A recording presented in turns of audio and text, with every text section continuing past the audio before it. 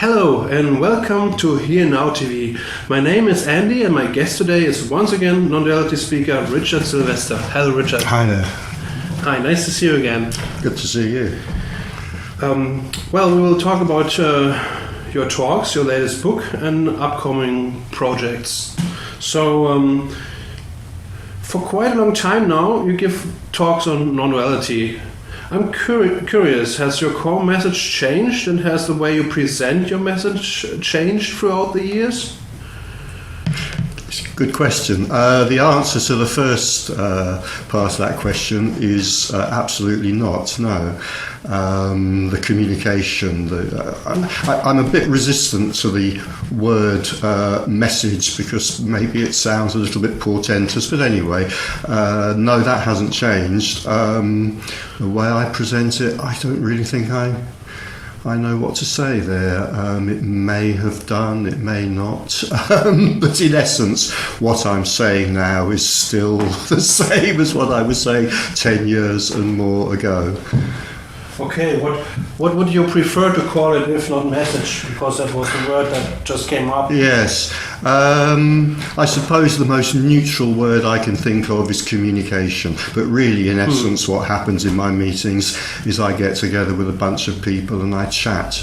And that chat tends to start with perhaps me chatting in the form of a monologue for maybe half an hour at first. And then after that, we have a give and take chat. And you enjoy that? Yeah, I enjoy it very much, yeah.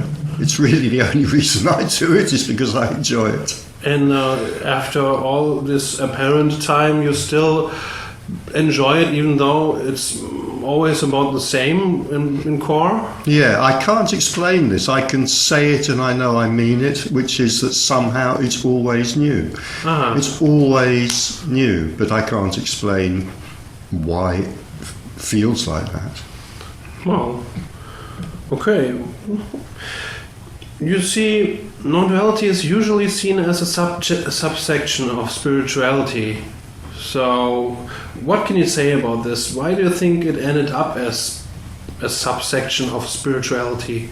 Because I'm sure you will say it is actually not about spirituality. Yes, I would say that. I'd say it's not about spirituality. It's not about spirituality. Non-duality embraces everything. Mm. So if we assume, and it is an assumption, that there is, let's call it, a type of human experience that we could split off and call spirituality, then non-duality embraces that and includes that, just as it embraces and includes drinking tea, for example. I mean, I would probably challenge whether that term spirituality really means anything significant anyway. But you also ask, why do I think non-duality is seen in that way? I think because basically something that's called spirituality is bound to be a great deal more popular and a great deal more commercially viable than non-duality in its raw form, let's say. Can I just add, I noticed, many years ago there were meetings in, I think originally in America, in Britain also, called Science and Spirituality meetings. Mm-hmm. And then there came a time when they were relabeled as Science and Non-duality meetings. So at that point, non-duality had successfully taken over quite a lot of the field of spirituality, although not all of it. There are a lot of there's a lot of business operating under the term spirituality which wouldn't recognise itself necessarily as non-dual. Yeah, but most people seem to see really or confuse non-duality with spirituality. They hear advice, of course, it is one. It is also an Indian philosophy and or Western spirituality. Yeah.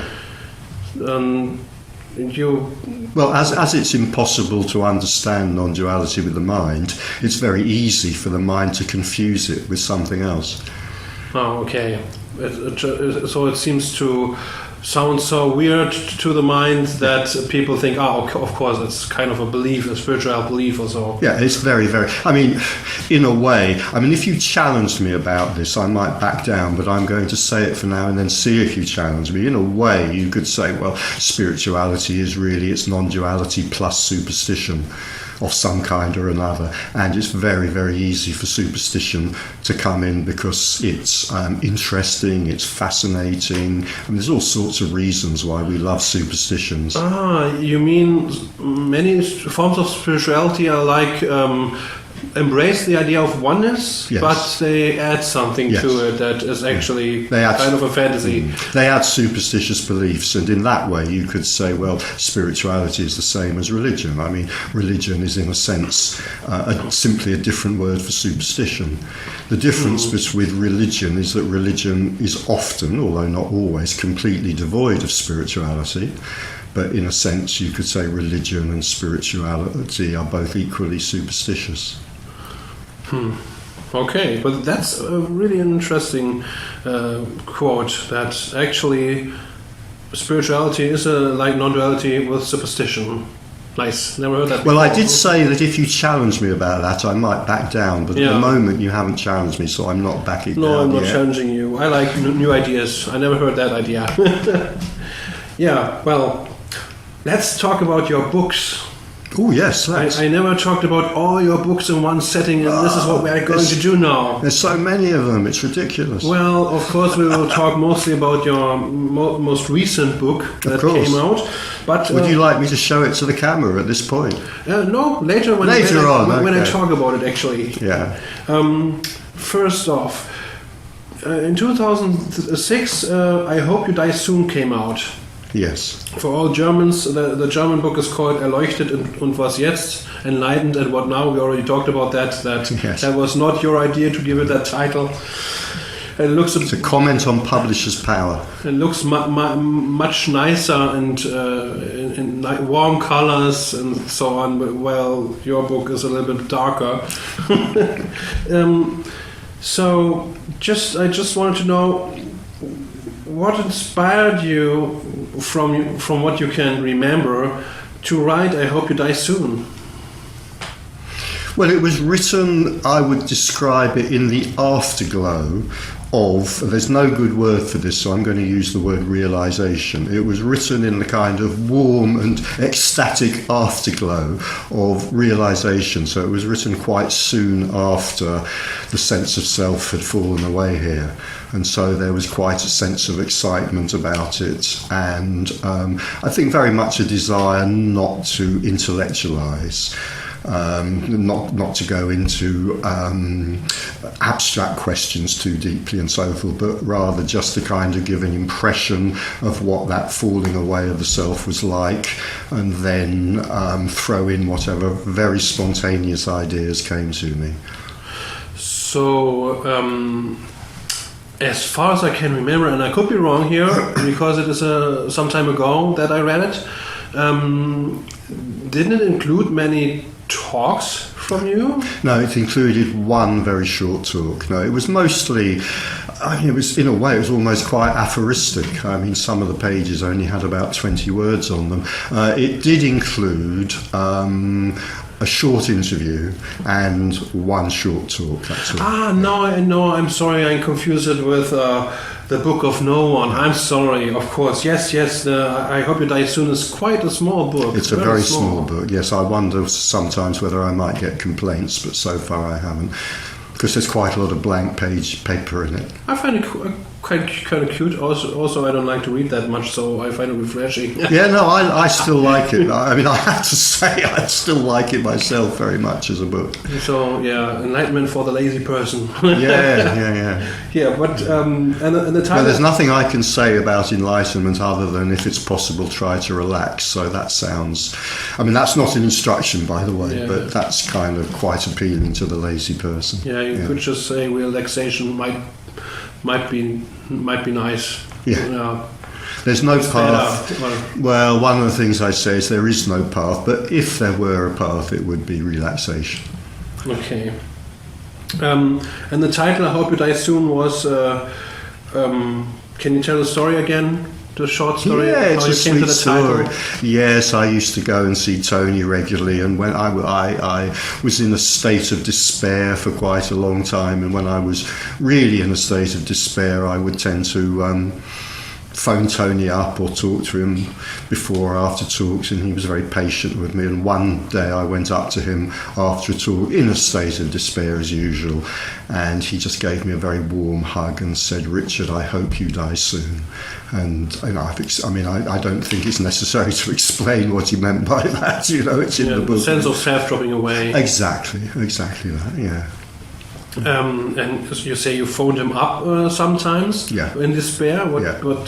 What can you give an example? What kind of reason gave you to phone him up? Well, just despair, just sort of this long, agonising period of despair, which is, again, I need to be careful what I say because I don't want to suggest there are any rules about this, but it's fairly common for there to be a period of despair which precedes the dropping away of the self. But what it's not necessary, but it is reasonably common. But despair about what? That you didn't have what Tony seemed to have? In a way, yeah. In a way, I would say it's almost like it's not despair about anything. It is simply a sense of experience, simply a sort of, phenomenologically speaking, it's just the experience of despair. But if we're going to talk about it in mind terms, yes, it would be despair about the apparent impossibility, wanting something desperately, but the impossibility of not only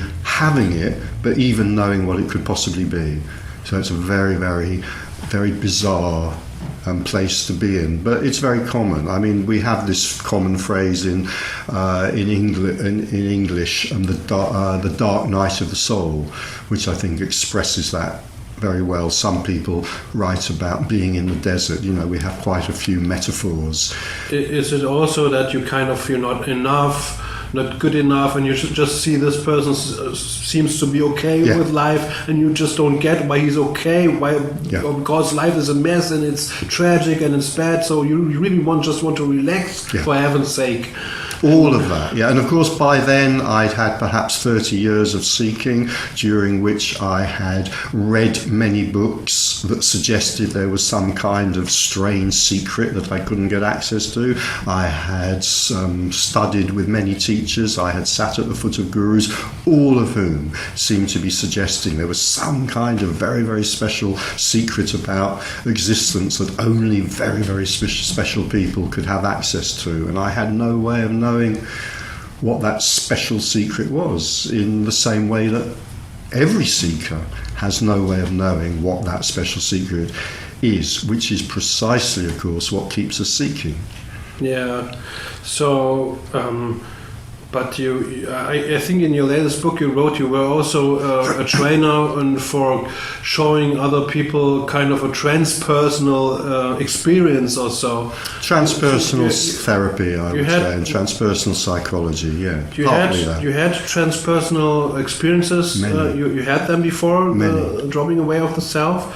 And not in the way that we're talking about it here, but at the time that those experiences happened, and they were experiences, I couldn't know that.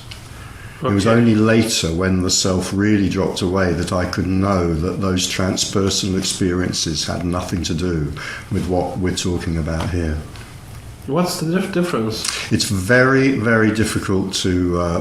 it's impossible to describe, but let me have a try to... Yes, a try. As Alan Watts says, let's try to F the ineffable. Yes. The only way I've ever been able to put this is that in a transpersonal experience, no matter how translucent or how evanescent it is, there is still somehow the sense of somebody there having that experience. Now, that sense may be very vague, very hazy, very misty, almost like the thinnest of veils, and yet, nevertheless, in a sense, the clue is in the term transpersonal experience. And experience is something that happens to someone, and even if that someone has become very misty and very translucent, there's still someone there. And what we're talking about here, which is, let's let's use the phrase the dropping away of the self. In the dropping away of the self, there is no one there. And there is, once that has occurred, there is no possibility anymore of confusing those two events, let's say, the a transpersonal experience on the one hand and the dropping away of the self on the other hand. Okay, so when the self drops away, it's not, oh, it happens to me, because then it wouldn't make any sense to say that the self drops away if it happens to the self. But that's why I can confidently say that the self dropping away will never happen for you, and the self dropping away has not happened for me.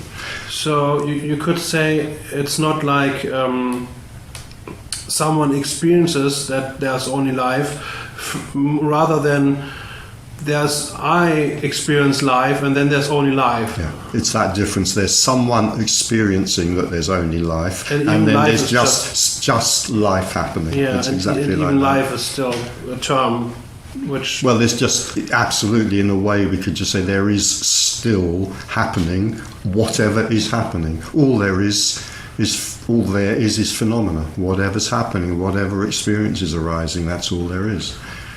I think you said you were, as the story goes, at a train station, and then at first it was Richard at the train station, and then it was only the train station. But you said the happening was still... how could we possibly say that? Life still expressed itself as apparent train station and wind blowing or whatever? We could express it like that, and that was describing a momentary dropping away of the self, which is sometimes given the word awakening, not that the word matters. Yeah. And what happens quite often, it happened here and it quite often happens, is that there's this momentary dropping away of the self, and then immediately after that the self comes back again. But in that moment, absolutely, it is simply seen there is only life happening. Yes. And what is also seen is that what is happening is completely empty. It's completely empty. It's just an empty show.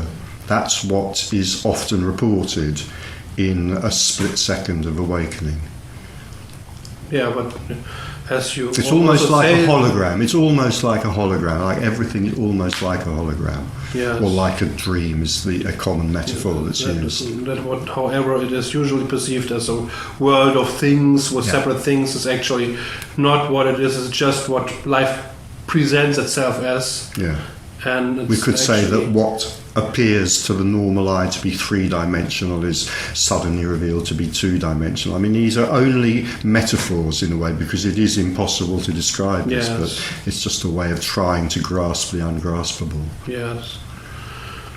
Well, okay, we'll talk about that later again. Now we'll come back to the books.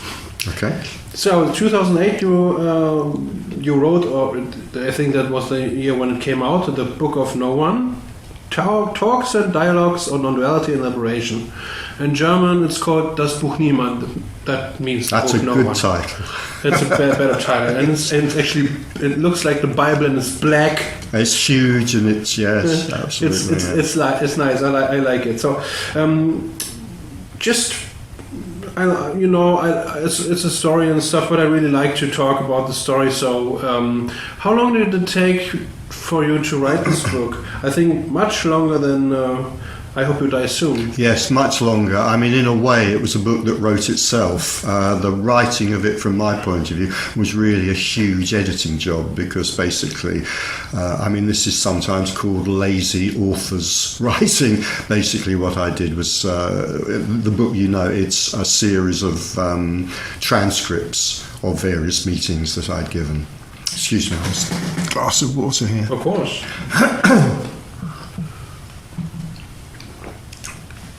So by that stage, I was regularly giving talks in London, and I recorded those talks and then transcribed them. So it was a huge editing job. Oh, you did it yourself? No help? I did it myself. Oh yes, my God, yes. this book is huge. My enormous team of pixies and elves just went on strike and refused to do the work. I had to do it myself. Oh wow! So that must have been many talks.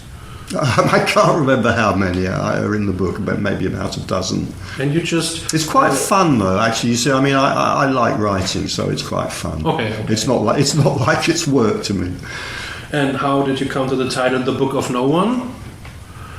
That's an interesting question. It took a very long time to come. The title of the first book came immediately. I remember sitting in the garden of a pub with my girlfriend and another friend for about an hour over lunch one day, all coming up with titles for this book, none of which worked properly, and I was kind of in despair. And then in the end, the Book of No One came to me, and I thought, well, it will have to do. It was a sort of sense of resignation. I've got to call it something. And then it was only later that I thought, actually, that's a pretty good title. I kind of like it. Okay. I mean, of my first 3 books, it's the only title that actually does what it says on the tin. Yeah, nice. I like it. Yeah, well, then a few years later, 2011, the next book was Drink Tea, Eat Cake. No, yes. and it is not published in German, very sadly, I have to say. Or No, it is published in German. It is published in German? It was actually published in German first. What? Yeah. Oh my. It came out Sorry in German about first. being wrong about this, Yeah. guys. I must have made a mistake there. However, I have very tragic news, which is that the English edition is now out of print, which is very sad. Oh, but isn't that also good news, because all of them have sold? No, it's very bad news because the publisher isn't issuing it anymore. Oh, okay. Basically, my very small English publisher got taken over by a much bigger American publisher, which in many ways is entirely beneficial. It's great, really, but unfortunately, it's to do with I won't bore you with it. It's to do with the licensing agreement with Germany. They don't publish it anymore. Okay. However, I will say to anybody who's watching this that if anybody wants a copy and they can't get hold of it, I've still got a few, so they can contact me. Do you remember how the German title was of it? No, I can't, No, because the German title has nothing to do with the English title. Okay. Okay, maybe that's the reason I didn't find it. Okay, well, and anyway, Drink Tea, Eat Cake. What gave you the idea to write that book? Well, it was given to me.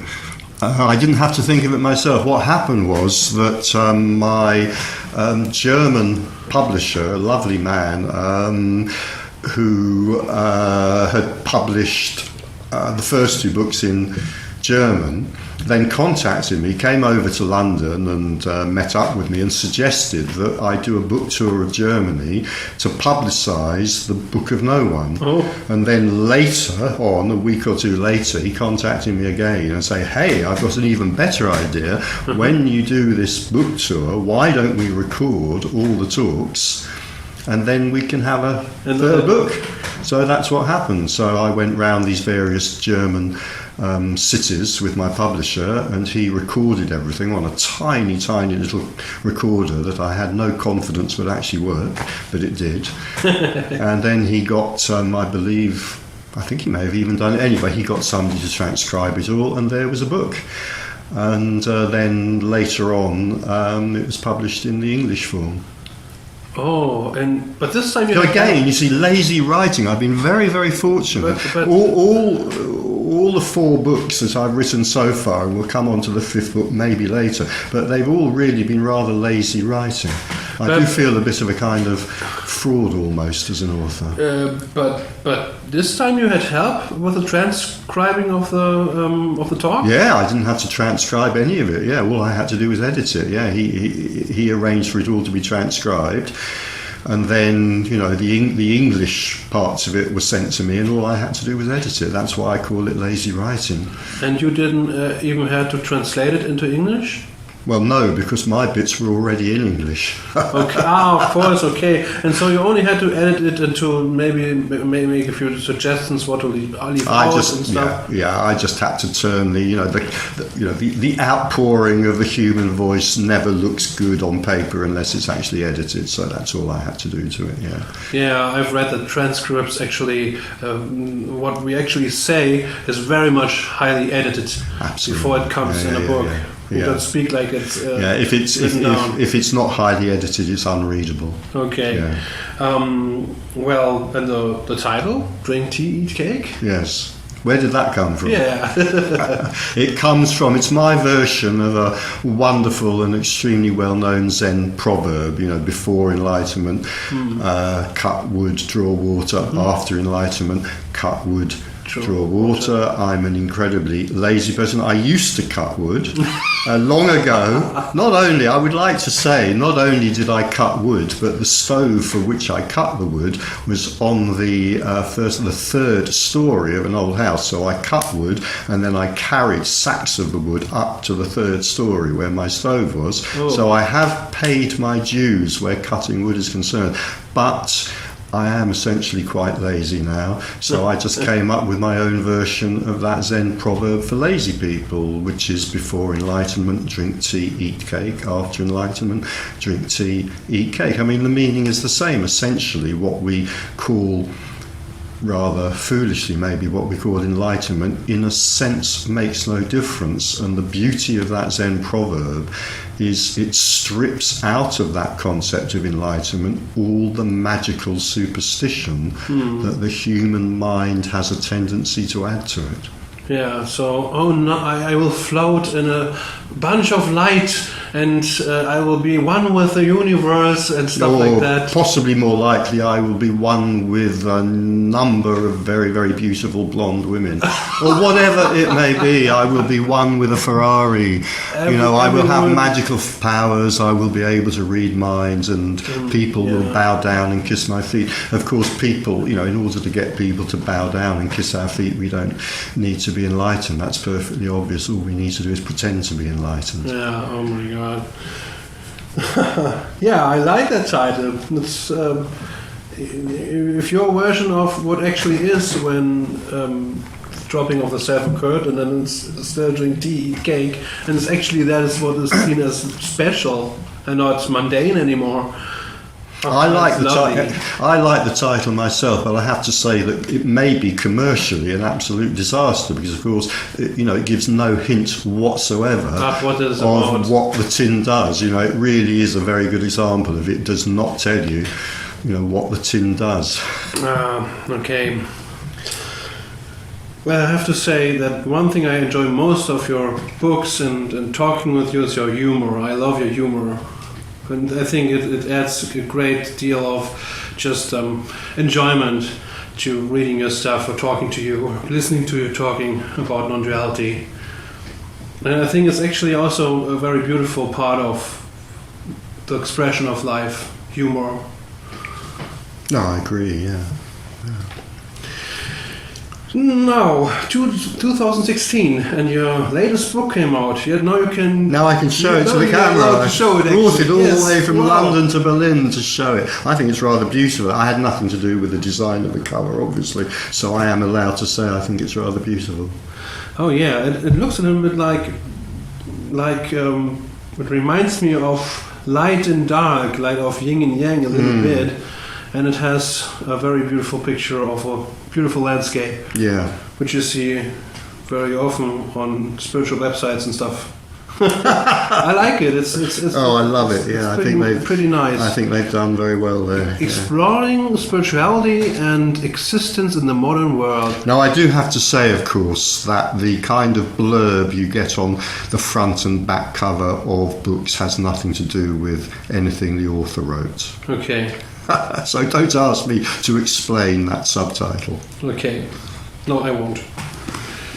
It's pretty thick also. So it's enormous, absolutely. Yes, it's absolutely very large, very long indeed.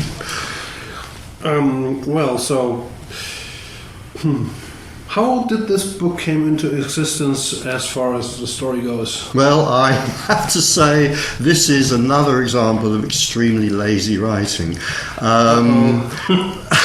For many years, I suppose because I put myself out there for this, in that I write books about non-duality, I give talks about it. So for many years, people would email me with questions, and for many years I answered them. I don't do that anymore. I don't have the time to do that anymore. But for many years I did. And basically what this book consists of is a collection of some of those many emails and the answers that I wrote to them.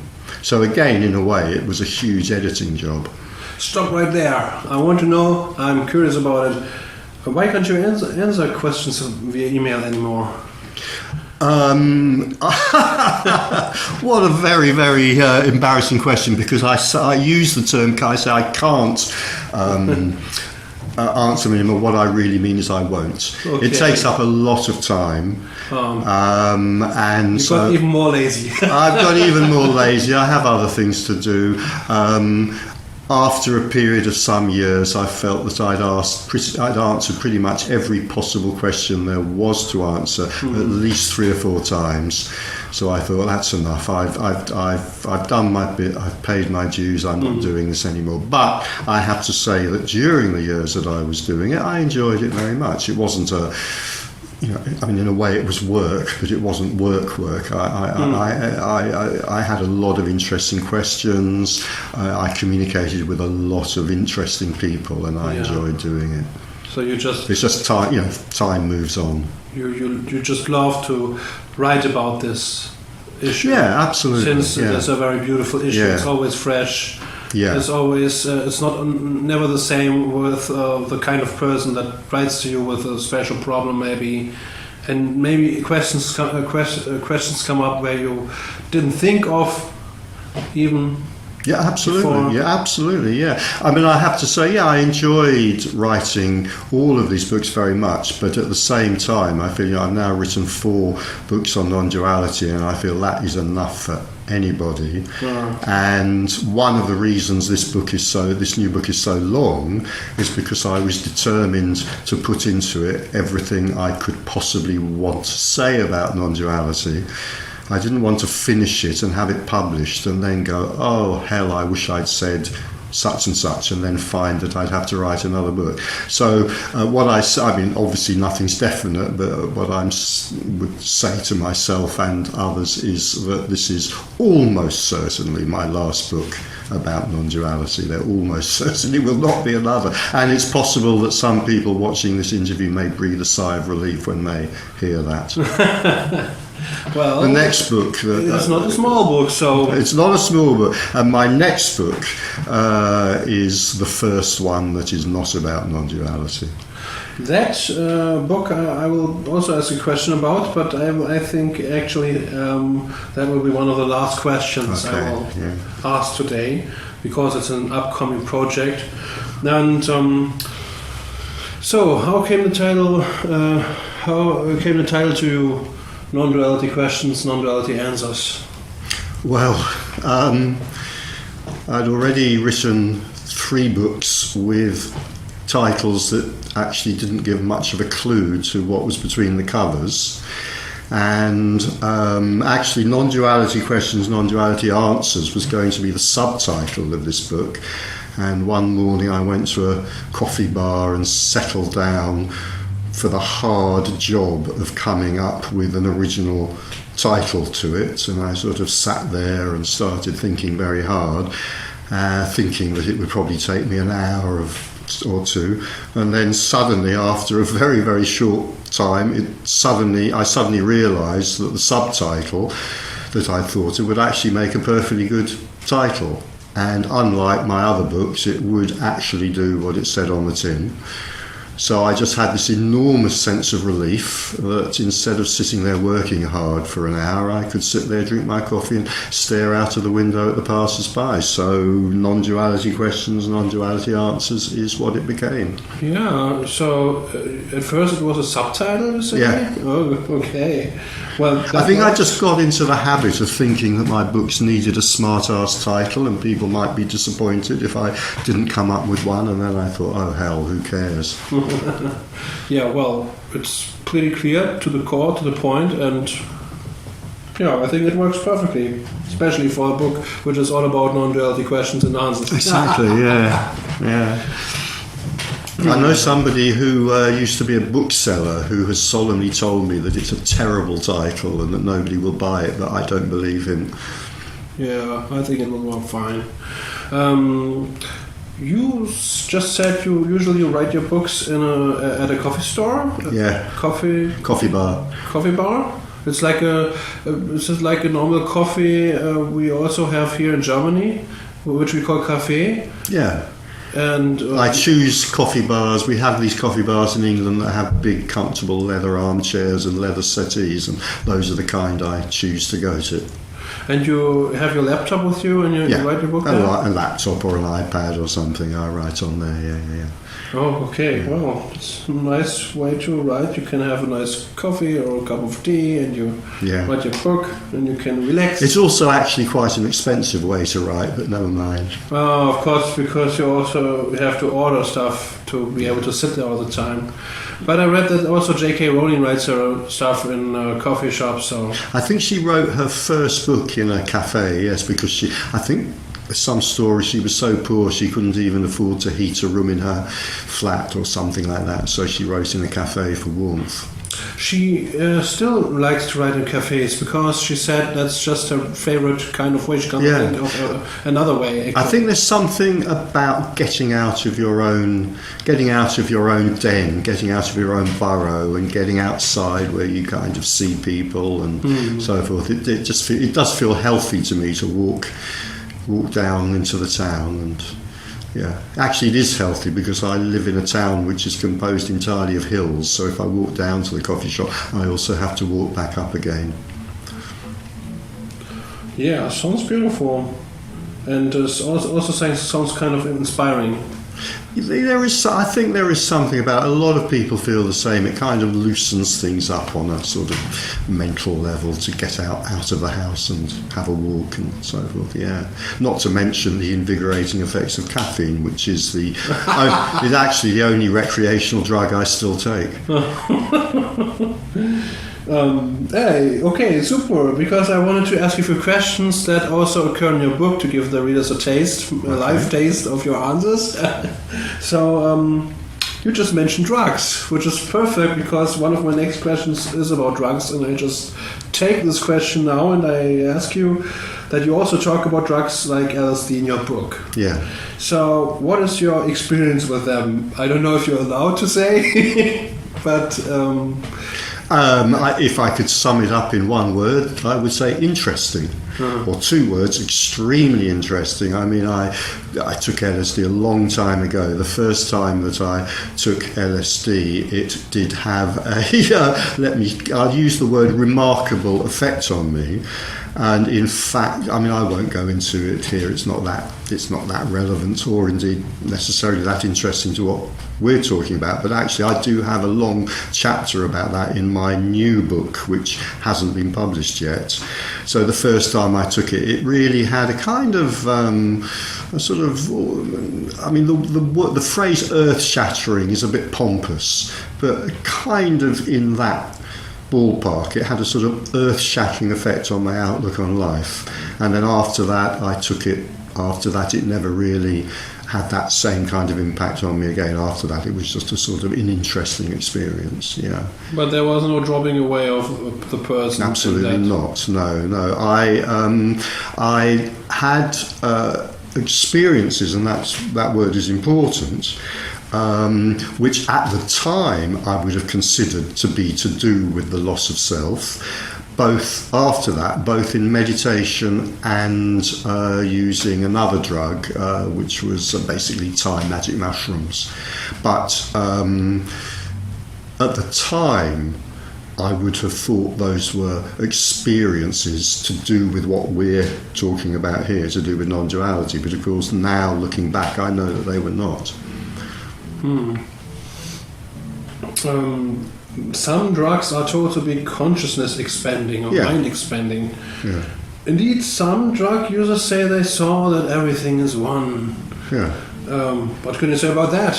Not a lot, because I don't have a great deal of experience. I would certainly say, obviously, drugs can be experience expanding in the sense that they can give us access to a range of experiences that we would not have without those drugs. And then I would simply add to that, that good old English phrase, well, so what? So we expand our experiences. Well, it's still a person who is having those experiences, so it doesn't have anything to do with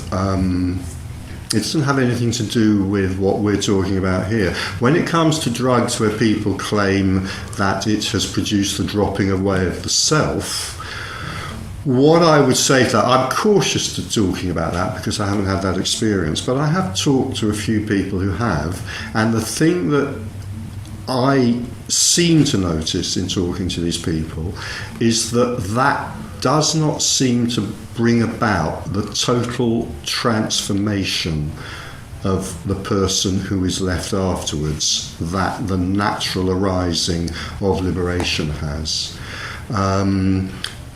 That's really all I can say. So it doesn't seem to me that we're necessarily talking about things which are in exactly the same ballpark, but I'm not that qualified to talk about it or to make a definitive judgment.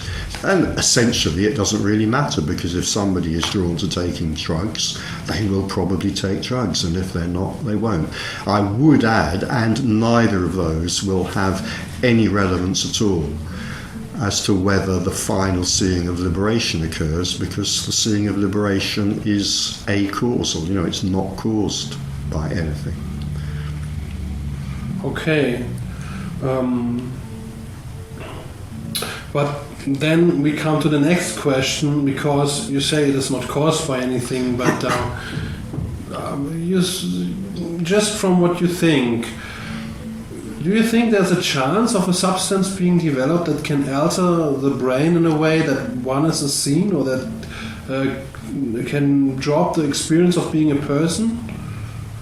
Because if so, that could indeed become a popular product in one day. Yes. Or, an adjunct to that question, rather than a drug, may be a neuroscientist fiddling around with some electrical stimulation of some part of the brain. It seems to me that would be maybe as likely or more likely. One thing I do know is that there are certain neuroscientists who would say that they can reliably induce out-of-the-body experiences in people by electrical stimulation of a certain part of the brain. Now, an out-of-the-body experience has nothing to do with what we're talking about here, but if electrical stimulation of the brain can, as it does, produce that, is it possible that it could produce the dropping away of the self? I don't know. It's possible. So you don't think it is? The thing is, do you think it is absolutely impossible since it is not caused by anything, or do you think that the way the brain is actually altered, it might be possible? Hypothetically, I think I can give a very, very confident and resounding, I have no idea. Okay. I don't know. I would say, many, many questions are very definitely in the land of the unknowable. This is one which I would say, well, at the moment it's in the land of the unknown. Maybe it's unknowable, or maybe it's simply unknown. Who knows? Who knows? Okay. And by the way, I'm not saying anybody should take drugs or go to somebody who's playing around with electricity with you. So please don't do that. But I'm just curious, What is the difference of? I already asked that question. Sorry.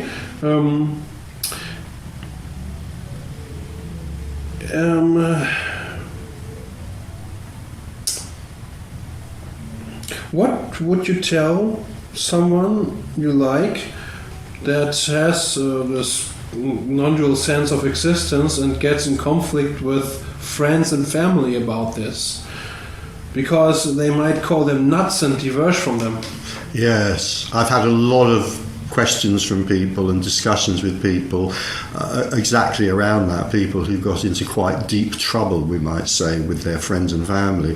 What would I say? I would say try to say as little about this as possible. Some people, for example, when there is some non-dual realization, let's call it, feel a very strong impulse to talk about it to family and friends in a way which is perhaps not particularly tactful. And maybe if it's possible to, it might be a good idea to resist that impulse. I would just say be careful who you talk to about this. It's not surprising that some people can hear communications about this as highly provocative. They can get very angry about it. They can also get very concerned about, if you were to talk, or if I were to talk to somebody we know about this, they could become very concerned. Some people can mistake what is said about this for signs of psychosis, for example. So entirely without best interests in heart, they might start consulting a psychiatrist or suggesting that we consult a psychiatrist. Yeah. So all I would say is just sort of natural, be careful who you talk to about this. And if you have a very, very strong impulse to talk to people about this almost in an evangelical way, which some people do, then it's probably a good idea to take a few deep breaths and count to 10 and then maybe go for a walk around the park instead. So there were some people telling you, I really want to talk about this, I just can't close my mouth. And well, that's different. Oh, I really want to talk about it. Yeah. Well, just be careful and try to be kind, really. Try to be kind to the people that you know, because talking about this can be very, it can be very shocking. It strikes. I mean, let's not pussy around about this. I mean, this communication strikes absolutely at the deepest heart of what most people feel their lives are about. And they may not have thought about it consciously, but nevertheless they will recognise, in the suggestion that there's nobody in there and there's nobody in here, nobody making choices, nobody making decisions, nobody who owns responsibility, nobody who owns morality, nobody who owns virtue. No. They may not think about any of that consciously, but nevertheless a lot of people will hear that suggestion as deeply threatening to their sense of who they are, and it's not a surprise therefore if they become very, very defensive. So it's probably a good idea only to talk about this to people who are genuinely interested in it and genuinely open to it. I mean, I had a conversation about 4 or 5 evenings ago in the pub with a friend of a friend who knows nothing about this and was questioning me about it, and I could tell very easily from the kind of questions he was asking that he was genuinely interested, he was open-minded, he wasn't going to become angry or feel threatened by it. So we had a conversation about it. So that's all I'd say. That's not usual. No, it's not that usual. No.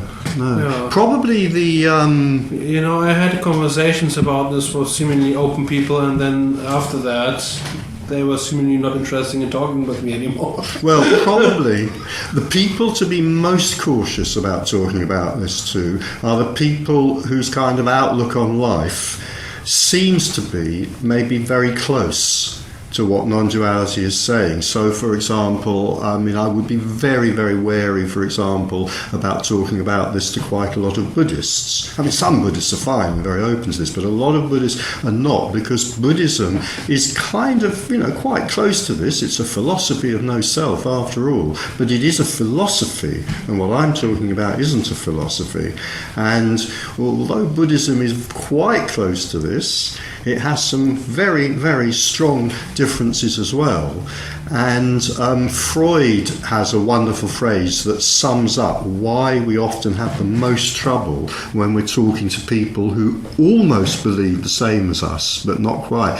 And Freud used this phrase, the narcissism of small differences.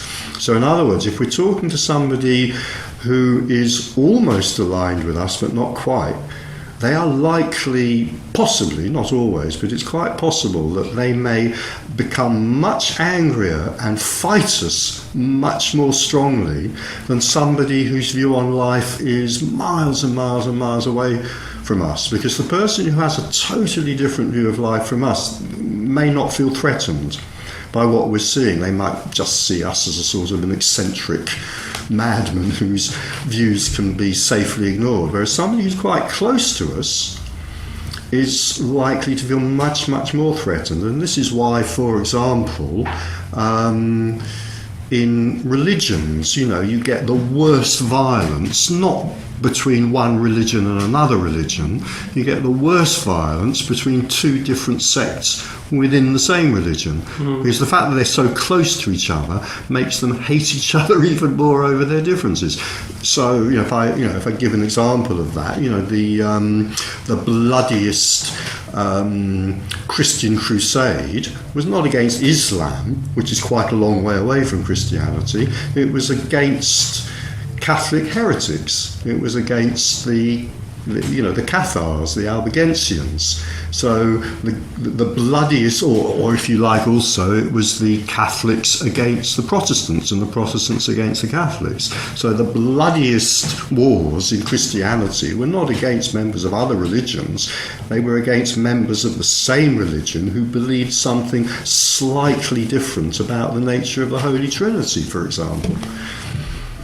Well, when it comes to non-duality, isn't it possible that if there are still some differences where some two people seem to be saying the same, and there's no one, there's just this and stuff like that, but still some views, some kind of opinions or whatever seem to differ, that you could just say, well, each apparent person is presented slightly differently, like no two snowflakes are the same, so we don't have to be exactly the same. It's maybe just okay and just have a cup of tea and...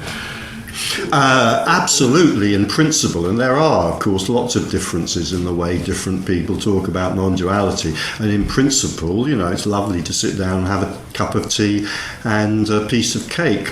But the human personality is the human personality, the human psyche is the human psyche, and Freud's wonderful rule about the narcissism of small differences also kicks in. So it's quite likely that two people who have slightly different views about non-duality may fight far more fiercely about that than a Christian might fight with a Sikh, for example. I mean, all I would say to that is, well, none of it matters, and if you can avoid it, it's probably better to just go and sit by the lake on a bench and look at an oak tree.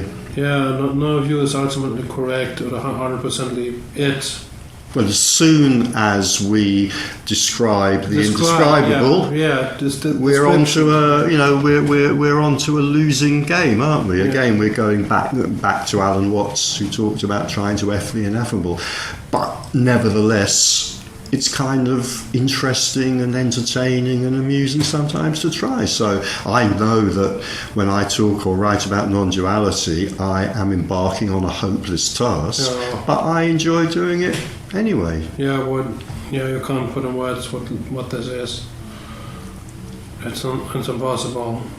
I mean, if you think about it, if we take some really simple phenomenon like the taste of a lemon, you can't describe that in words. Yes, of course. Actually, many of our words don't help much at all to describe even feelings, Love is such a general word, but it is used for so many different tastes of course, of feelings and so on. Yeah. So have you ever had the experience, so to speak, that you had that you talked about non-duality with another non-duality speaker or whatever, and there were a few slight differences, but there wasn't a fight over it? Oh yes, of course. Yeah, so then it was like, oh, I don't know if I agree with that, but whatever. Yeah. Oh, I don't particularly want to have fights with of course other people. I mean, the most extreme one, however, and I mean this was not a slight difference really, and this is also in the new book that I'm writing at the moment. I did have a conversation with another non-duality speaker over tea at one point. It was going very, very well. We were getting along fine, and then he said something, and I suddenly realised he lived in a world which was dominated by David Icke's shape-shifting giant bejeweled lizards. Okay. And I love the look on your face. It's a pity the camera isn't pointing at you right now. Yes, exactly. What is that about? At that point, I realised that he and I live in totally different universes, and there really was no point in continuing this conversation. But we didn't have an argument about it. I just kind of withdrew and thought, this is not somebody I want to talk to anymore. Have you any metaphor or any picture how to explain the difference, the seemingly same thing but then the totally difference? Sorry, I didn't understand that question. It seems to be that you were seemingly talking about the same thing, non-duality, but then in the end it was different on a grade. It differed greatly. Yeah, he suddenly introduced basically a vast paranoid conspiracy theory into the conversation, and to me, that kind of doesn't sort of match. I think, well, how can non-duality have been seen, and yet somehow your mind is still prey to this absurd and highly toxic paranoid conspiracy theory? But that was my response. You mean such kind of a theory like aliens are controlling us or something like that? Exactly that, yeah. Well, even if that would be the case, the aliens would still be this. Yeah, exactly, yeah, who cares? Yeah. It all falls apart. Yeah. If I am confronted by somebody who seriously believes that the world is controlled by giant alien lizards, confronted. My response to that tends to be, well, to be honest, I don't really care. If it's not me that's controlling the world, why should I care who it is? Why should I care whether it's, why should I care whether it's the industrial military complex or giant alien lizards? It doesn't make any difference to me. Yeah. Exactly. But I would prefer not to have to talk to people over tea about this sort of nonsense. It does sound like a thrilling movie, though. Maybe, yeah. Maybe. Perhaps I'll write the film script one day. That would be interesting. I actually come back to that later. Okay. So where are we? What effects can liberation have for the personal dream, the dream of being a person? Can it have any effects at all? Yes. It Positive can. or negative? I think both, maybe even. Both are possible, really? Absolutely. Everybody wants this and thinks only bliss comes. Well, the problem is, everybody, lots of people want this, but they can have no idea whatsoever of what this is. So this is simply some imagined scenario which has nothing to do with the reality if this actually occurs. What was the original question? What effects can liberation have for the waking dream? So the first very important thing to say is there are absolutely no rules. So anything can happen. So anything that I say about this can only be considered to be tendencies of what might happen. But there is, I would say, certainly a tendency for neurosis to decrease.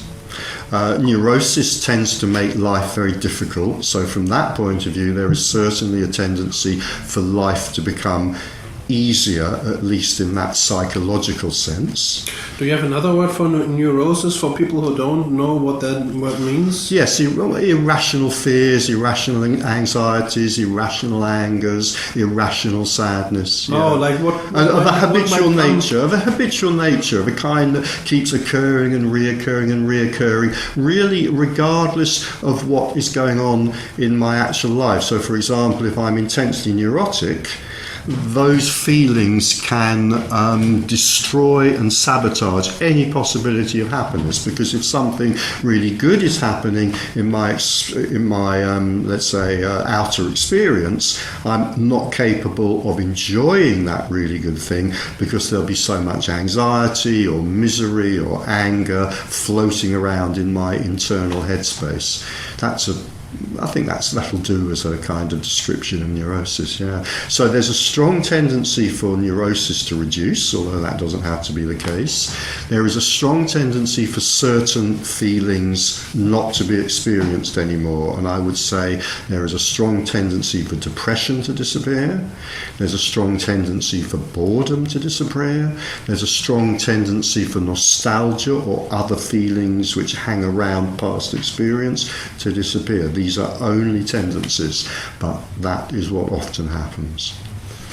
Also, I still like to go to 90s parties. It's just fun. I would also say there is a strong tendency for feelings, including uncomfortable feelings, to become stronger and to be more raw. So the feeling may be less neurotic and less long-lived, but it may be stronger and more raw.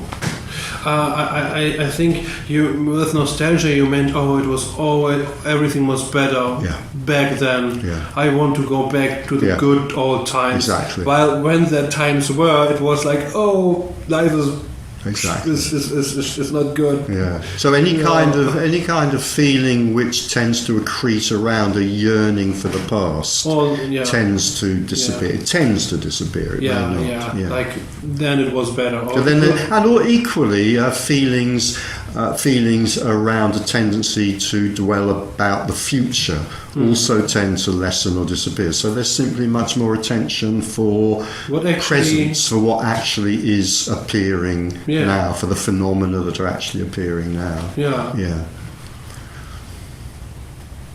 It gets much richer. Yeah. It becomes apparent that it is already rich, that it always was rich. Yes. Yeah. So that tree which is outside your window, which the camera can't see but which I can see, is a much richer tree because the attention that's on it is not being drawn to events that apparently happened in the past or events that might happen in the future, with all the attendant emotions that attach to those events. Yeah. Well, does that mean do you experience the waking dream more intensely now, thanks to liberation? Is that what you were trying to say? I suppose we could put it like that. I'm slightly resistant to the word intense because for me it has a very emotional feel to it, but it will do. What I would say is there's simply a much more natural focus on presence, on what is actually happening, rather than ruminations about the past, ruminations about the future, imaginings about the future, nostalgic feelings about the past. So there's just a much more natural kind of being in this, if you like. Obviously, the spiritual paths are full of and redolent with suggestions for following techniques which are designed to produce a kind of more full, if you like, and rich contact with what is actually happening right now. And I would say that those are kind of ersatz or artificial ways of trying to produce what naturally happens if liberation is seen. Yeah, well, I do remember that I did a few of I don't know the English word, Achtsamkeitstraining, where you're more focused more on what is right now. You see, there are lots of such things. It did occur that for a short amount of time, the meal was. I was able to eat more slowly and taste more and stuff, but it didn't take long until the focus was more on past and future again. Well, I'd say two things about, and there's so many of these techniques, I would say two things about them. One is, as you said, they don't last very long. And then the second thing I would say is that if the sense of self does actually drop away, and then there's just this, it's realised that presence, let me call it artificial presence, I'm really tasting this spoonful of soup or whatever, invoked by those techniques has nothing to do with what I'm talking about. Nothing at all to do with it. They're not in the same. It's more in other words, involved in other words, me intentionally being present has nothing to do with presence. Yeah. Because me is also present itself. Yeah. I mean, having said that, it's possible that these exercises and practices may have some therapeutic benefit. I mean, for example, the best known of these practices is Buddhist mindfulness. It's possible that might have some therapeutic benefit, but it has nothing to do with what we're talking about. I wouldn't put them down. They've proven to be quite well for, people who try to stop drinking alcohol and stuff. Sure. A few people for the first time got a more taste that life is more than just their head. Sure, absolutely. So therapeutically they may well be beneficial, but it's not what we're talking about. But it does look a little bit weird now that people talk about I want to live in the moment. As if there was anywhere else to live. Because it's ridiculous. Yeah, but we know what people mean by that. What people really mean by that is they want to be less in their heads, and that can have a therapeutic benefit. Yeah. Well, what about relationships? Can relationships improve or not? Because I think if it's obvious that all there is presence, let's call it that, it might be a little bit different. What kind of relationship, how you live relationships? I don't know how to say that. Do you think that it can alter the way you are as a person in a relationship? Definitely, and that way. Again, there are no rules, so relationships can improve, or they can deteriorate, or they can break up. And they can deteriorate or break up, particularly, for example, in circumstances where one of the things that held the relationship together was a united and combined spiritual path or belief. And then if one person sees this, that can then blow the relationship apart quite obviously. On the other hand, seeing this is quite likely to substantially reduce neurosis. And neurosis, a high level of neurosis, is very good for messing up relationships. So if neurosis reduces, even if only in one party in the relationship, that can improve the relationship, of course. So there aren't any rules. I would say that, if one partner in a relationship sees this, it's probably quite helpful if the other partner in the relationship also sees this. But as there's nothing that can be done about that, we can't take that as advice. Maybe one day, I've just had an idea, and maybe we can make a lot of money out of this, and maybe somebody's already done it. Maybe one day there can be a non-duality dating website. Bringing together. God, really? This is a brilliant idea, or maybe not. Perhaps it's a really rubbish idea, but bringing together people where this has been seen. I am no one. You are no one. Let's be no one together. Let's make no sex together. Okay, look, I'm very lazy, and I know that I am not going to carry through on this proposition. So this is my free gift to you to do this if you want, or anybody who's watching this video. If you want to pick this ball up and run with it, I won't kind of sue you for a share of the profits. Okay, then good luck with that, guys. But it's not like liberation makes meals taste more intensive or better, or the sex better. Yes, all of that it may do. Of course, it may do. Well, of course, because if there's a reduction in neurosis and simply more focus on what is happening, whether what is happening is eating a meal or having sex, making love, then of course it may very much make that difference. But for all of these things, whatever I say about that, I have to add the words or not. It may not, because there are no rules. Yeah, so it's absolutely a mystery what it's occurs. It's a complete mystery. Well, everything is a complete occur. Mystery, of course. Yeah.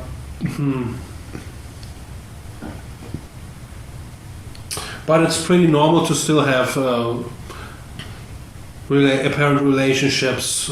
Yeah. Is it also normal, even if you see that it is all a dream, that there are actually no relationships, that still occurs that you say, I love my father, or and you go out, we'll have a father-son trip, and you feel like a son, even though it is clear this is what's appearing. It can still appear? Yeah. Well, I mean, I have to say, yes, of course it can still appear. I have to say that, by and large, we tend to interpret the world as we ourselves experience it. So I am told there are individuals out there who talk about non-duality. I haven't met any of these, but I am told by other people there are individuals out there who talk about non-duality who say that ultimately there is a non-dual state in which there can be no relationships whatsoever, and that anyone who still has a relationship has not reached that ultimate state. Well, all I can say about that is of course complete baloney, but that is what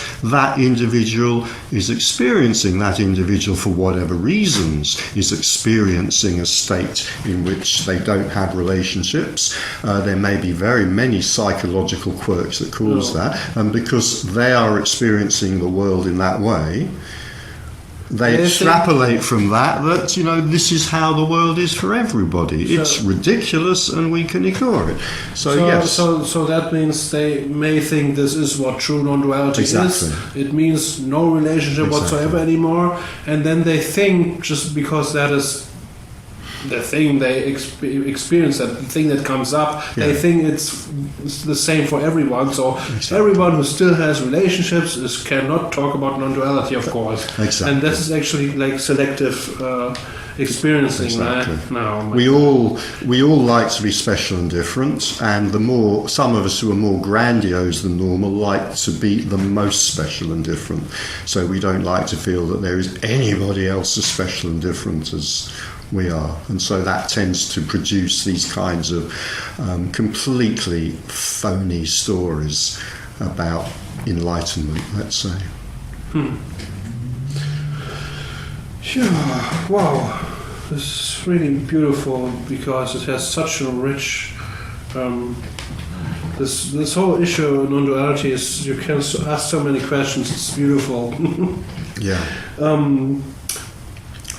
Some people talk about an indescribable bliss when they saw liberation, like it is all just a yes to everything. So it is not just, everything is empty, it's just life. It is a yes to everything. It is more than the word love could ever describe. So what can you say about bliss?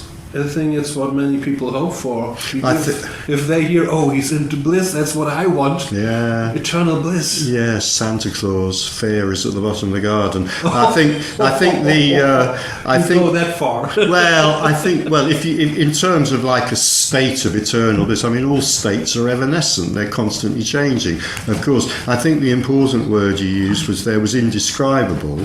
I mean, the phrase indescribable bliss destroys itself, because if it's indescribable, we cannot use the word bliss, because the word bliss describes something. I would say the seeing of liberation is definitely indescribable. It cannot be put into words. However, if we are, the third time I've used Alan Watts' phrase, if we're going to try to F the ineffable, and why shouldn't we, then the seeing of liberation I like the phrase unconditional love.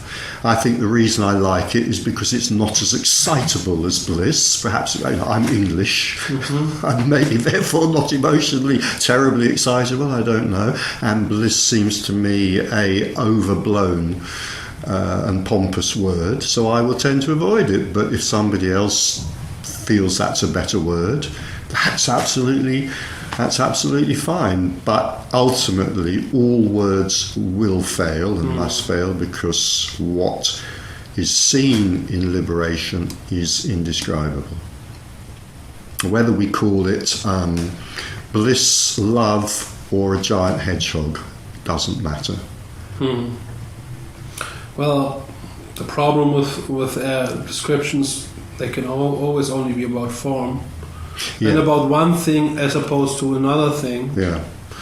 I want to add one other word there, because the word bliss is, I think, sometimes used by gurus and teachers who want to attract followers, and they offer those followers the promise of unending bliss. Now, that is always, without exception, a fraudulent offer, because nothing is unchanging. Everything is constantly changing, including bliss-like states. So it is undoubtedly a fraudulent offer. However, many people have realised that making fraudulent but plausible sounding offers is a very good way to attract followers and a very good way to make money.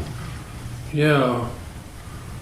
Oh, that's a thing that from what comes up, everything that you could describe or point to is always changing, and it's kind of a hint that life has no form. You can't grasp. There's nothing to grasp. You can't grasp it. Yeah. So if anybody offers anyone, makes a very, very attractive but kind of rather impossible sounding offer and wants money for it, I would be very wary of that.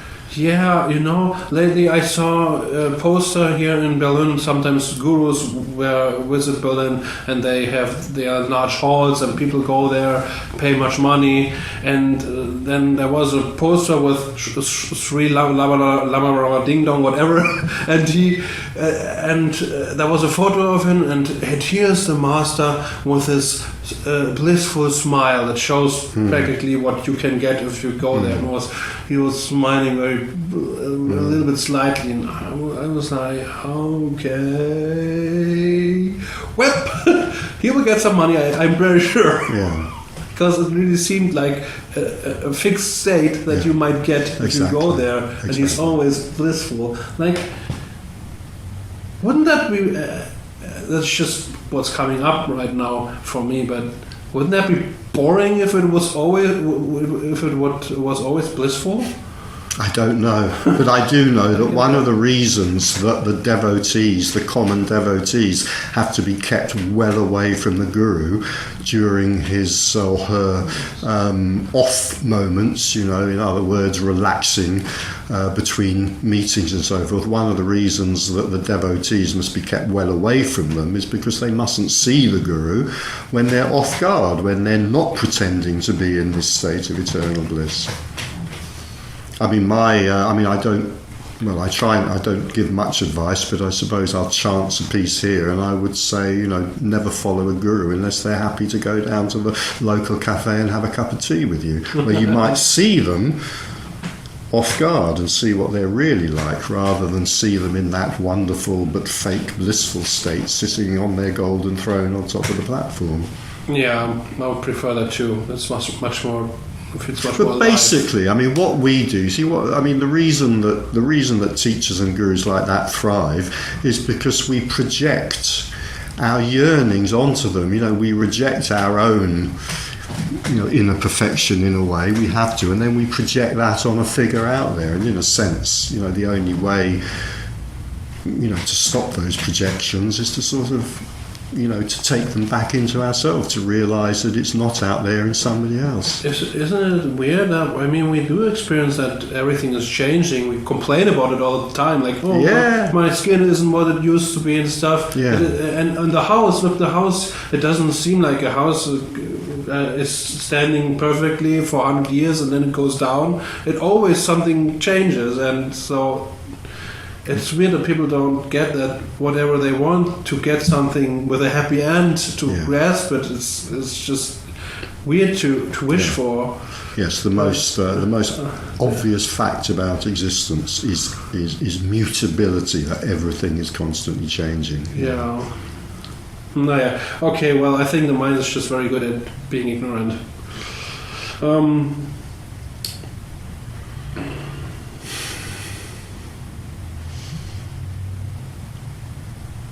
Oh, I just wanted to tell that I remember I had a day where I was suddenly in a state of bliss, you could say. Suddenly I was feeling very happy. I don't know what occurred, and chemical stuff also, but I was very, very happy. And the thing is, it didn't stop. It went on for hours and hours. I had this happy feeling for hours, and it didn't stop. And at first it was beautiful, but hours went by and it didn't stop. And I reached a point where I wanted to stop, because it was like first of the taste of a beautiful cake, and at one time it was like somebody was just I was just tied to a chair, and somebody was constantly feeding me with my favorite cake, and I was like, enough, it's okay. And then it went down, and I was really happy, and I was really really made me see what it would be if you had constant bliss, and it was not nice. It was not what people actually want, and that I feel really happy that this occurred, because that really stopped that wish. I would say liberation is very ordinary. Yeah. The ordinary is the extraordinary. Yeah. That's the biggest surprise. Yeah.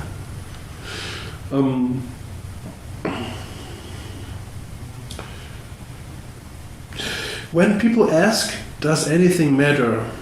You usually state that it doesn't, but you also say what appears may matter greatly in the waking dream. Yeah. So does that also count when liberation has occurred? Can things, personal situations, still apparently matter? Yeah, absolutely. Yeah. I mean, I don't know whether it helps if we substitute the phrase "things matter" for "there are preferences." So, as long as the psychophysical organism is still alive, there will almost certainly be preferences. So, in that way, all sorts of things may matter. It may matter whether I, get to the theatre and into my seat before the performance starts. That may matter. It may matter whether I have my favourite marmalade or not. Who knows? It may matter whether I get a cup of coffee rather than a cup of tea. So on that level, of course, there are preferences. When I say nothing matters or nothing has any meaning, I mean in a kind of ultimate sense. We love, we are meaning-creating animals. We love to make up meanings for everything, for the universe, for myself, for my life, for the fact that some wonderful synchronicity happened a week ago or something like that. So it's on that level, of course, that all of those meanings are simply stories that we've made up. On that level, nothing has any meaning and nothing matters. It doesn't need to. Everything is simply full as it is.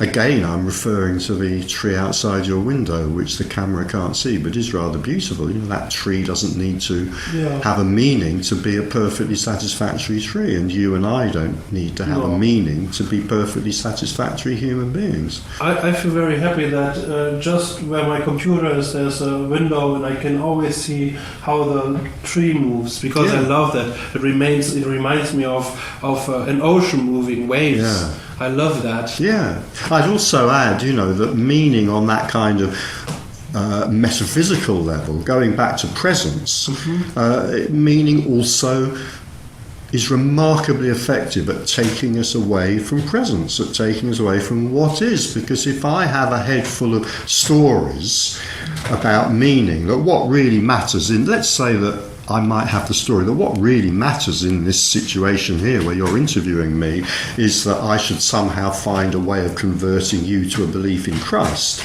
which, is perfectly possible, if I was a member of some mad sect or even not a mad sect, right? Now, if that was my purpose here, in kind of fulfilling this higher meaning, that is going to be taking my attention all the time away from the reality of what is. So we have to save the world. Yeah. And sacrifice the moment. The sense of metaphysical meaning takes us up into the higher stratospheres of our mind, our intellect, our head, whatever you want to say, and it drains the present moment, or it drains presence of its life and energy. Well, it seems that life likes to play that too, so... Life likes to play that too, obviously. To use that picture. Yeah. It seems to be perfectly fine with that. So, because even those people are still alive, just appearing as whatever. Of course, yeah. So there's nothing wrong with it. There's nothing right with it. It is simply what's happening. Yeah.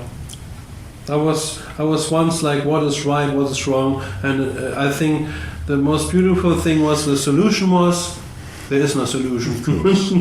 Of course. Right and wrong are constructs of the human mind. Yeah, totally. Well, and so it can also matter, like, for example, when somebody dies, it could totally be that you yearn, that you are sad. Of course. Not that you. It's not for every so-called liberated person that he says, "Oh, there's nobody there. There was never anybody there, so whatever." Of course. Of course, I quote in one of my books, I can't remember which one, I believe it might have been a Korean Zen master who said, "Nobody knows sorrow like a Zen master."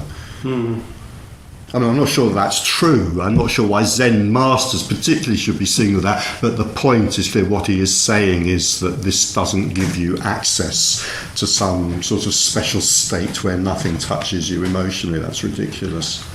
The people who are innate, I don't know if I hope the camera can see my inverted comma signs there. Yes. I don't know, people who do seem to be in this, special state where they are unaffected by life events may simply be very cut off people emotionally anyway. Yeah, and even if there are actually some people who are very little concerned ever, that's what's life presenting them as. Yeah, absolutely. Why not that too? Yeah. But of course, people will run to them if they are teachers. So they may well do, particularly if they're suffering a lot and they want to find a way out of their suffering. Yeah. Okay. Now we were talking about death, so I have a question about death, about the fear of death. Right. Is it? So I think I already know your answer, but I will ask you anyway. Can it still appear that fear of death can come up, even though it is clear that nobody is dying? That maybe when the time has come, so to speak, still it could come up that no, I don't want to die or so. Could that still appear, or is it impossible? I'd say three things about that, I think. Firstly, I always make a clear distinction between the fear of death and the fear of dying. They have nothing to do with each other. The fear of dying is the fear of a certain event which takes place in our life and may take place in a variety of ways. Death is not an event which takes place in a person's life. Yes, okay, sorry, then I mean the fear of dying. The fear of dying may well continue. The fear of death is likely to end. Again, I have to stress there are no rules, but the fear of death is likely to end when liberation is seen. The fear of dying may continue. However, I've already said there's likely to be less neurosis. Some of the fear of dying may be neurotic, so to that extent it may decrease. What would you say to someone if someone said, Richard, it was clearly seen there is no one, but lately I had problems breathing and I really was afraid of dying. I mean, that can't be. How can that be? Of course it can be, because there's still a psychophysical organism there. It's very, very natural, even on the most basic evolutionary level, that psychophysical organism wants to avoid discomfort, wants to survive. That's what we are evolutionarily programmed to do. So there is no reason at all why that person might not be, considerably upset by, let's say, the fear of a very uncomfortable form of dying. Yeah. However, having said that, to whatever extent that is neurotically based, is likely to reduce. So even the fear of dying is likely to... The fear of dying is really, by the way, it's not a fear of dying, it's the fear of the way of dying, or the process of dying, the way in which that process takes place. Possibly the pain and so forth, who knows what might happen. And so even that is likely to reduce as neurosis reduces. The fear of death is likely to disappear. Okay, so it's more likely to come up then when it's time than even when you're just sitting there and have a nice cup of tea. So, yeah, of course. Yeah, okay, well,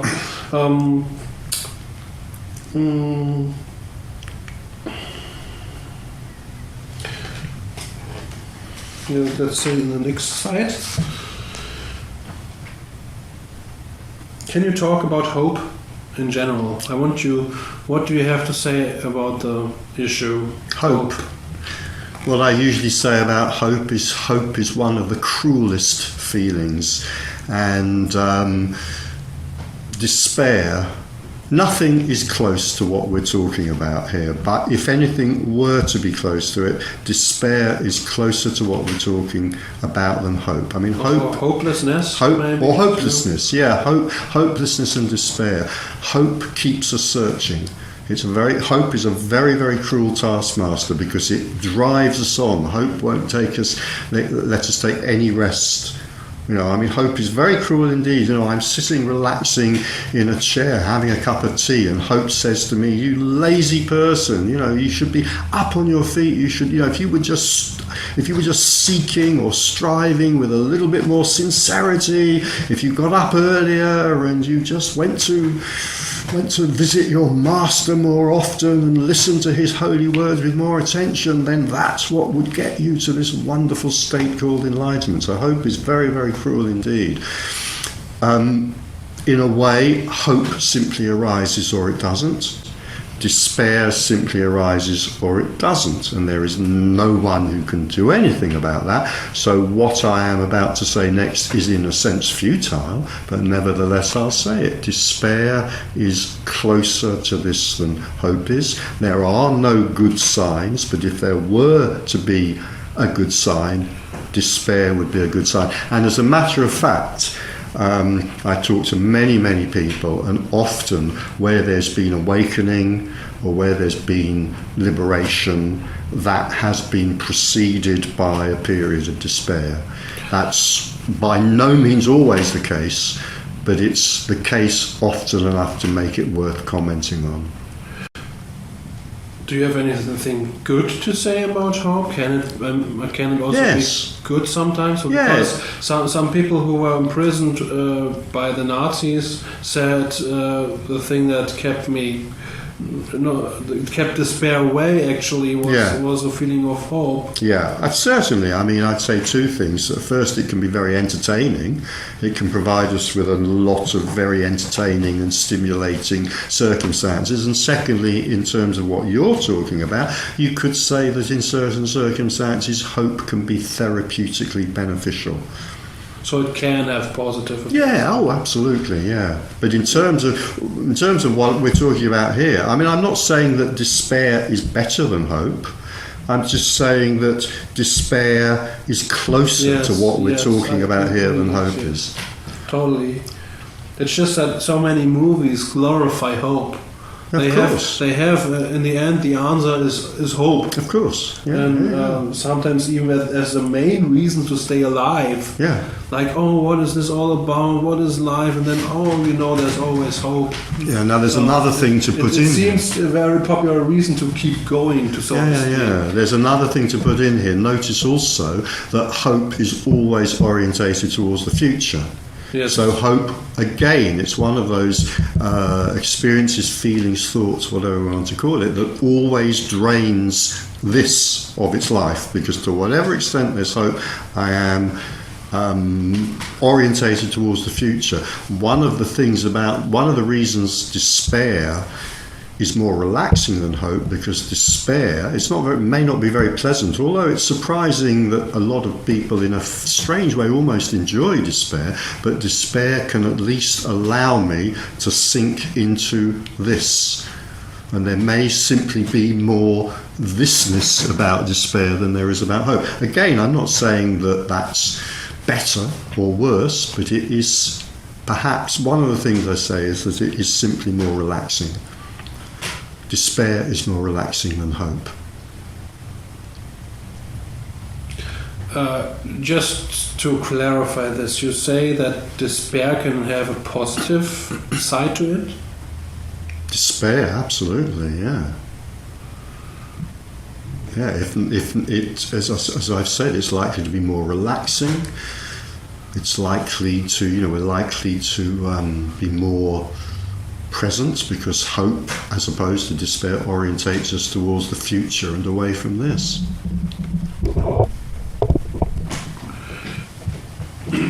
Okay, yeah.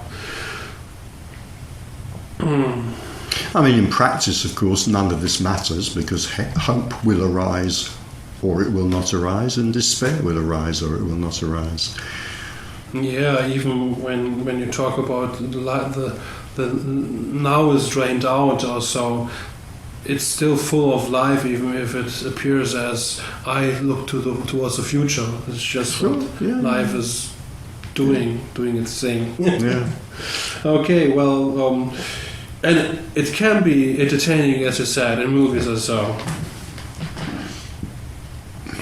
Many people. Well, all religions and all the world's spiritual paths are based on hope. Yeah. Yes. And they're very entertaining, some of them. I won't start about that here, but it's really interesting to look at very spiritual people when it's seen that this is it, because then I entered a Facebook group like spiritual singles. And what they talk about, and it's much about hope and stuff, like bringing the world to a better place, and how can we end the negative thoughts, like really trying to end all the negativity, and the belief that is actually possible. And it does sound like a lot of stress. Yeah, and very hard work. The most sad thing about this, I would say, is that I can totally see that what the belief itself is bringing all the stress, not the world. Yeah. The world is not the world is not that bad. Saving as people the world. Think about it. Yeah. Saving the world in any way whatsoever is by and large extremely hard work. Yeah. I mean, okay. On the other side, I think you said that. Even after liberation, the body wants to have pleasant feelings, maybe sometimes a therapy or so, if it is needful. For getting rid of drugs or so, might be a good idea. Possibly. So as a world plays this earth thing, it's not a total bad idea maybe to I mean, I think it's not a completely ridiculous idea to behave in a way that maybe is more beneficial for the planet than behaving in a way that you just pollute everything or so. Sure. So I mean, it is all apparent, but it does make sense in a way, Makes perfect sense. It's just if you think if you dedicate your whole life to that and only to that maybe future that may come one day, then it's just not seen what actually is.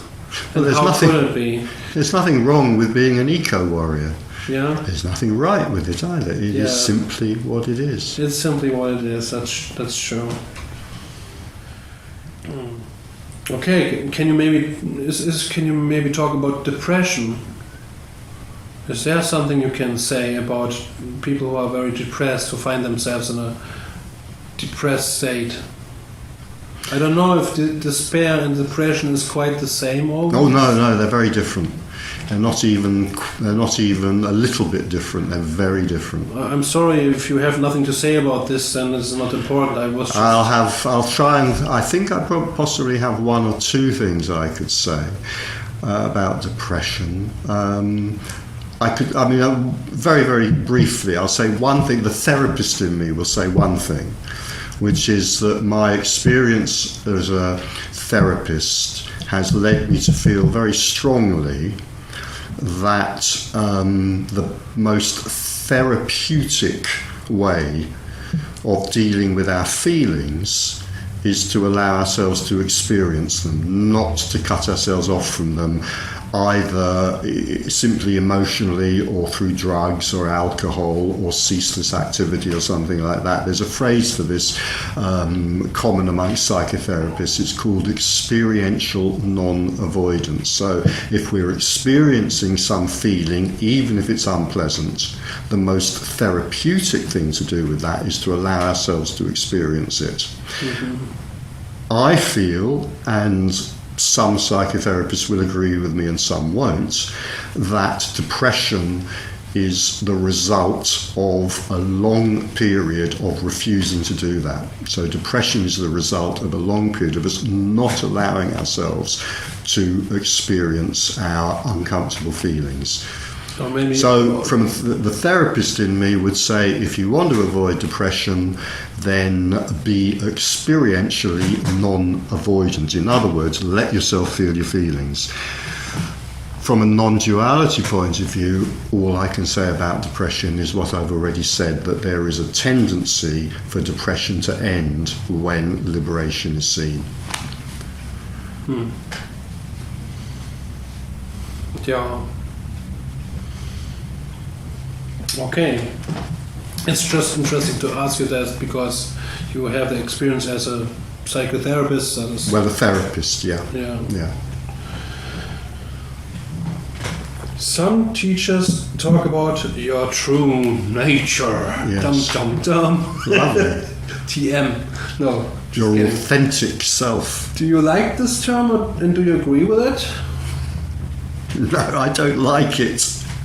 I'm not sure what there is to agree or not agree with that. It's another story. I mean, we make up vast numbers of stories in order to keep ourselves seeking. So the idea that I have something called my true nature or my authentic self has given me something else to seek. It's another way of filling up the time between birth and death. It's another way of time structuring, as they say in transactional analysis. I don't know what to do with myself, so I know what I'll do with myself. I have this thing called my true nature. I will set out to find it. Or I have this thing, my authentic self, so I will set out to find it. Now, these phrases are not completely empty, but they are largely empty. I mean, the authentic self, for example. I mean, if I feel myself to be so neurotic that I never reveal to other people what I'm really thinking or feeling because I think it might upset them, you could say that I'm behaving inauthentically.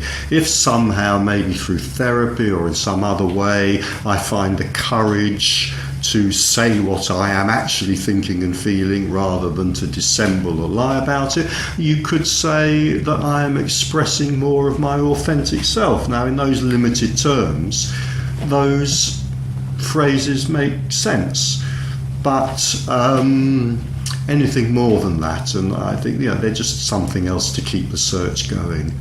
Well, I have here something. I mean, what I would say is, I don't even have a self, so how could I have a true self? You don't even have a self, so how could you have a true self? You could say your true self is the realization of selflessness. I said your true nature. I didn't say your true self. I think it's something else is pointed to with true nature. Okay, I would say the same thing. I do not even have a nature. I don't possess something called a nature because, I do not exist to possess anything. Okay. So if I don't even possess an artificial nature, how can I possess a true nature? Nevertheless, in therapeutic terms, these phrases are not entirely empty, and they may be helpful to somebody in a therapeutic sense. Okay, well, let me quote the description for a no-body intensive I read. Okay, I just want to know what you think about this. Go on. This intensive offers those with an open mind the opportunity to discover what truly exists and what doesn't. Come travel with, I don't say the name of the teacher, to the essential and to a new understanding of what lies beyond your stories of body and world. Every step is a joyful falling away of false identity as you witness your true nature appear. Well, it does sound like fairly overblown claims are being made, as they often are, but I don't know. All I could say is that the offer that's being made there may have, I really want to stress this word, the offer that's being made there may have therapeutic value, or it may not, or it may have therapeutic value for some people but not for others. Without having done this workshop, I can't know which it is, but if there is value in that offer, it will be on a therapeutic level, and there's nothing wrong with that at all. Let me throw off the veil, because it is Byron Katie's no-body intensive, where she does the work with others. Yeah. Well, do you know how to technique a little bit? work? Yeah, I know a little bit about it. So what I would say, I would simply repeat exactly what I just said. That may have therapeutic value, or it may not. I've never done a workshop with Byron Katie, so I can't comment on which it is. Or it may have therapeutic value for some people and not for others. But the value in it will be, if there is value in it, it will be on that level. It will be therapeutic. It will not be to do with what we're talking about here. Yeah, she has this, what would you be without this story, and people tend, she's totally okay if people go towards the just thinking about who they would be without thinking my dad should accept me, and it would be usually more accepting person and stuff, but she's more, she has the greatest interest in what would we will be here now without any thought. That's actually where this came from. She had this insight, and her first book was very much, let me use the phrase, radical non-duality. Sure. And out of this, because it was the question, what are you without your thoughts, was alienating people, she altered to who would you be without the story. And she also said she was always a good businesswoman, so she just developed a technique that can have some value, I think, to see that many things we believe are just stories. Well, and that everything in a way is a projection and stuff, so that does help people. But there are people who become a little bit like work junkies and trying to work everything that comes up, and Well, two things I would say. I mean, one is, as I've said, that may have value. If it does, it is therapeutic value. For many people it does, yes. So it's not, I'm not qualified to comment, so it's not to do with what we're talking about here. The other thing I notice is that several people, the other thing I notice is that several people who appear to be giving talks about non-duality, it seems to me, are engaging with their audiences in what I call therapy light. That's LITE, as in light beer. They're engaging in therapy light with the audience. If that's what they want to do, that's what they want to do. If it's what the audiences want, it's what the audiences want. And again, it may have value on that level, it may not. I can't really comment. All I can say is it's not what I'm interested in. Yeah, I don't know if I would say it has nothing to do with what we're talking about. Because, and in a way, everything has to do with it. Well, I think it's confusing. I think insofar as it appears to have to do with non-duality, I think it's confusing. That's my own view. And again, there's nothing wrong with that. I mean, being confusing is neither better nor worse than being clear about this. Yeah, okay. I just the first time I had contact with that writer was Byron Katie's book 100 Names for Joy, which comes from Everything is Unconditional Love, and so she has a book where she interweaves the work with kind of also just pointing that there's just this. It's her way of expressing it. Sure, absolutely. And of course, it's largely, and she appears to know that it's largely a difference between seeing, dropping away, and this technique that can help in a way if you don't believe in stressful thoughts anymore. Yeah, and it's neither right nor wrong, good nor bad, better nor worse, but it's not for me. Yeah. Okay. Well, let's come to your latest project. I want to know what you have in store for us, upcoming books. Okay, having written 4 books on non-duality and having decided that 4 is enough for anyone to write.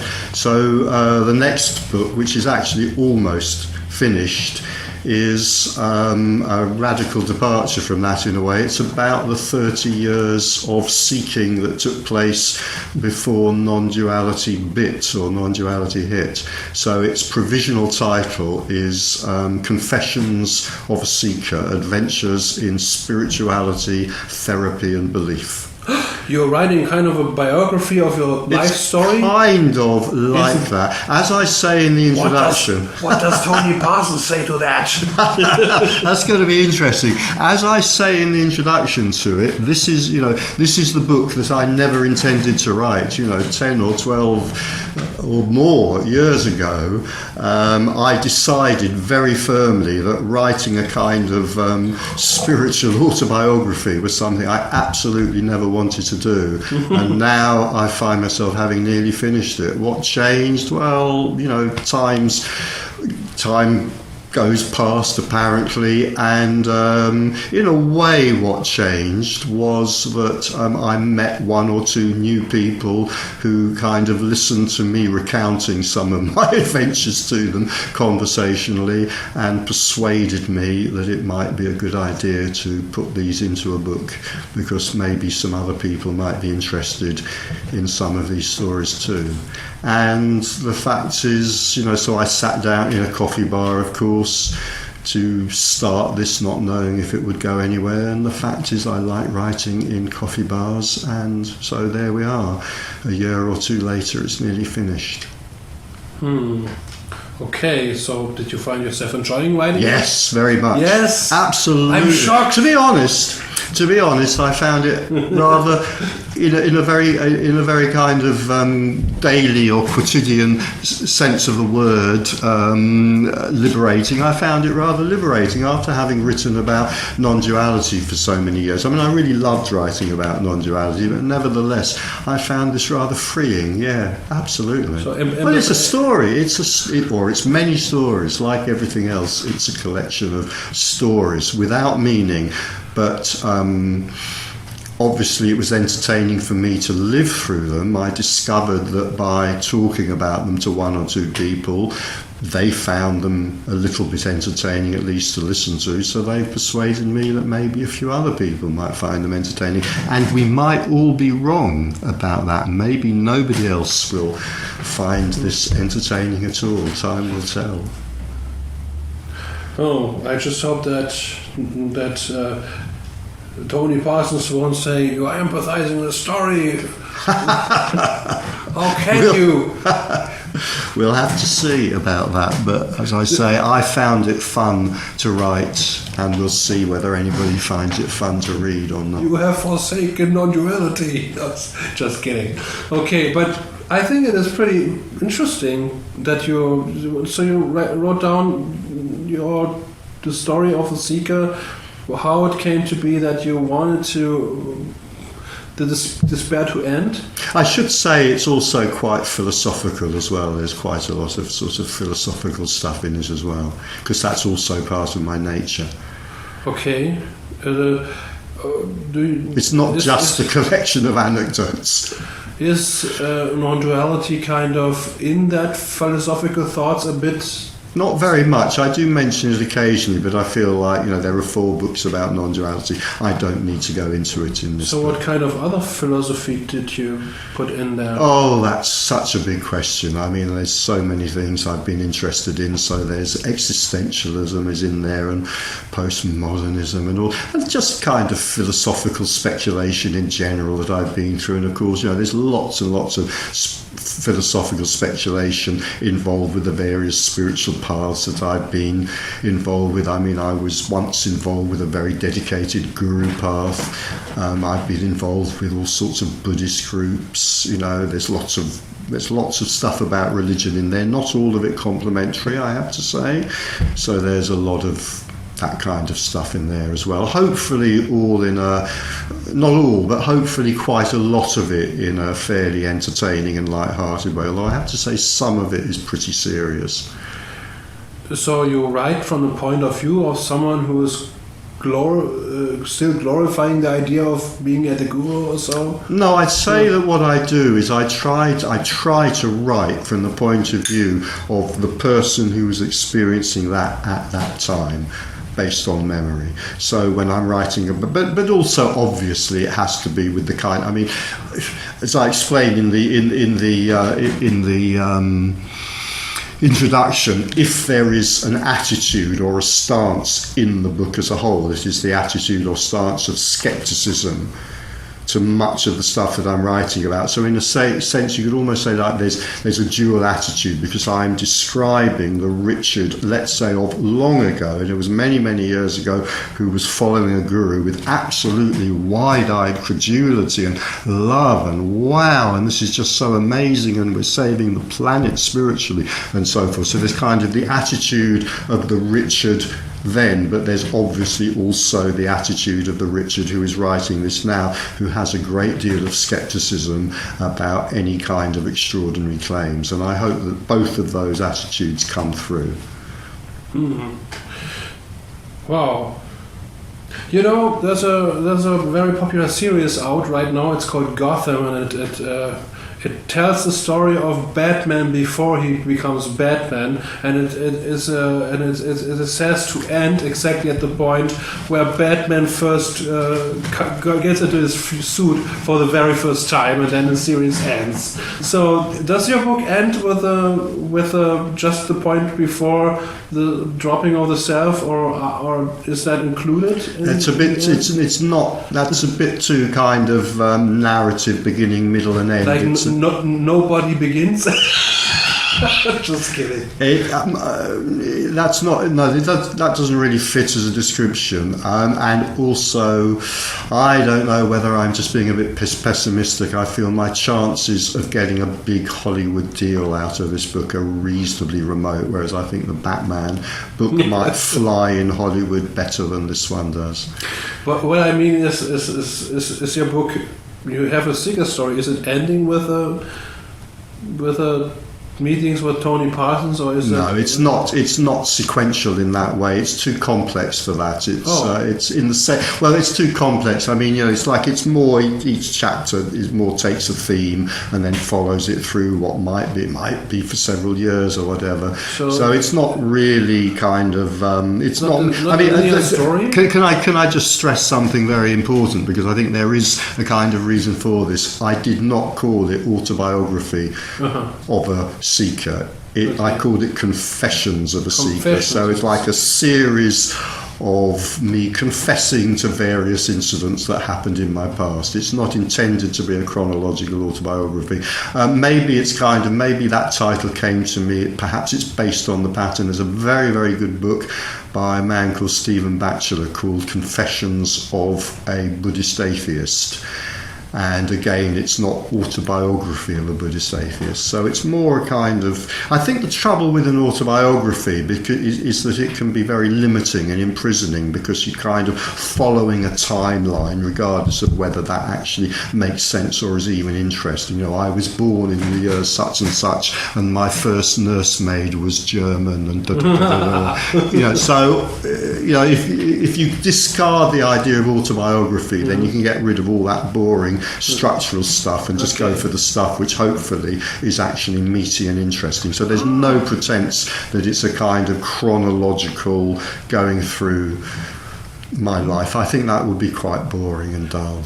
Well, it sounds pretty interesting. That it sounds more like a more artsy approach to telling your seeker story. Yeah, that's nice. I look forward to reading that.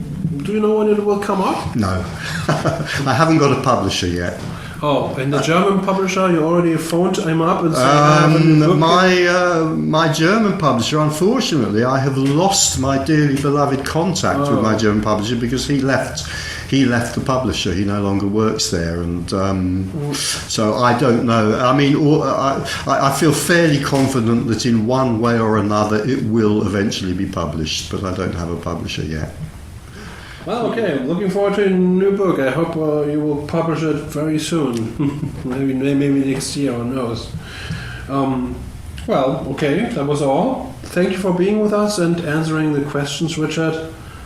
Have a great stay in Berlin, and thank you all for watching here Now TV. So, thank you, Richard, for this wonderful interview. Thank you very much. I've enjoyed it very much indeed myself.